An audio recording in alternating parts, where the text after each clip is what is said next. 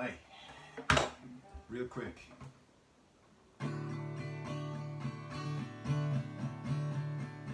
Thinking about what a friend had said, hoping it wasn't true. Look at Mother Nature on the run in the 2021. Don't worry, I'm not going to play and try and sing. What I have come on to say hello about is I want to send out a huge thank you to Oisín mcGann for his new book, A Short Hopeful Guide to Climate Change. Incredible. I would actually put him right up here with Mr. Attenborough in terms of genius, because what it is, it's written for young people, teenagers, so it's full of science and really good stories. And science for the ideal for the common man. It's written for young people, so I can just about follow it. I'm going to read briefly page 91. In fact, it's countries all over the world.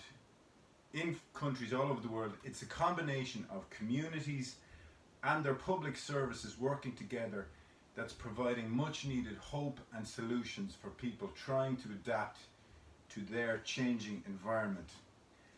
And then in the bit about the stories there, turn a page 93. The worst crisis in Irish history, as we know, the Great Famine of the 1840s. The poor in rural Ireland survived almost entirely on the potato, skipping along. So with the disease, the blight in 1845, the potato crop rotted in the ground all across the country. The Irish began to starve, a situation made worse by the mismanagement of the British government. Across the Atlantic in the United States, news of the famine reached the people of the Choctaw Nation.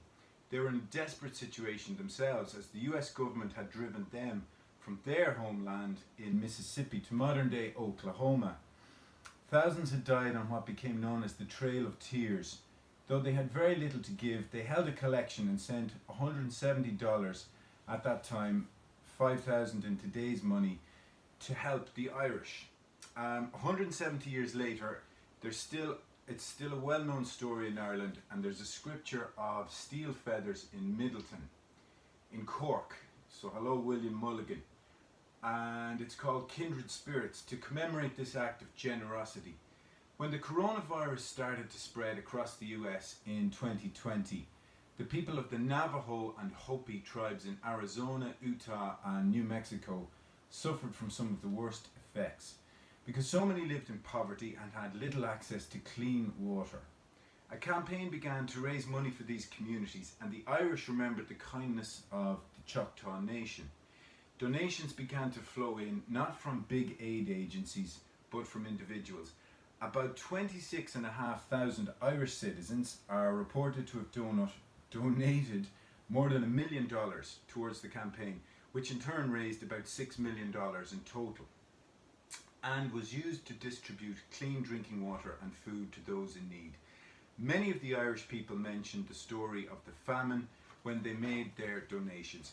This is an exceptionally important book, I do believe, and I would just say it should be in every shelf, in every bookshop in the land. It's got the most important ingredient that's missing right now in people's approach to climate change is hope, and it is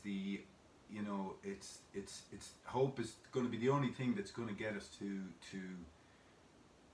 survive this. I do believe, and Oisín mcGann, he's got it all here. So read it yourself, and then that's if you read it yourself, you're going to show your young people that we do give a monkeys, and we can survive this.